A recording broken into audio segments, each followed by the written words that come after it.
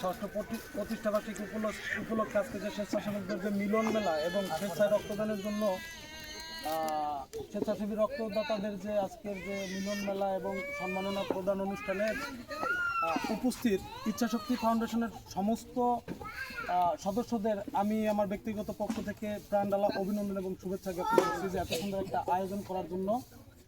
সেই সাথে সাথে আমি তাদের প্রতি কৃতজ্ঞতা প্রকাশ করছি যে আমার মতো একজন ক্ষুদ্র মানুষ আজকে এখানে আপনারা দাওয়াত দিয়েছেন, দাওয়াত দিয়ে ডেকে আনছেন, এর জন্য আমি আপনাদের সকলের প্রতি আবার পুনরায় কৃতজ্ঞতা প্রকাশ করছি।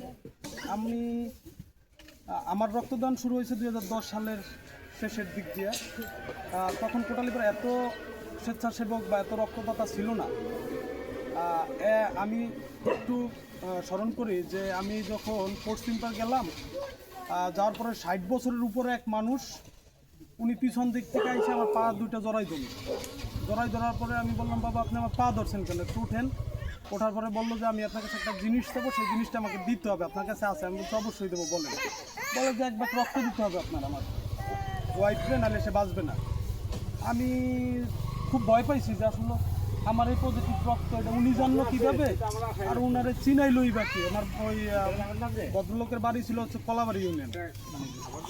পরে আমি আমার প্রথম জার্নি ওইভাবে দিতে বেশ চেষ্টা করছি, যতদিন শারীরিকভাবে সুস্থ ছিলাম মানুষের সেবায় তাদের পাশে থাকার, মানুষের জন্য কাজ করার। কোটালীপাড়া যে বিগত দিনে একটা ব্লাড ব্যাংক হয়েছিল, কোটালীপাড়া ব্লাড ব্যাংক, এটাই সম্ভবত অনলাইন ভিত্তিক প্রথম ব্লাড ব্যাংক কোটালীপাড়া।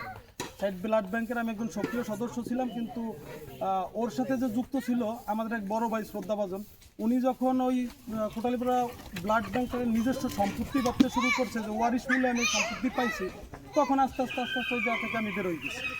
এখন আমি ইচ্ছাশক্তি ফাউন্ডেশনের প্রত্যেকটা সদস্যদের কাছে বলবো যে আসলে আপনারা যে মহৎ উদ্যোগ নিয়ে এগিয়ে যাচ্ছেন, আপনাদের প্রতি আমার ভালোবাসা থাকবে, সবসময় শুভকামনা থাকবে যে আপনাদের এই মহৎ উদ্যোগ বাংলাদেশের প্রতিটি প্রান্তরে ছড়িয়ে পড়ুক।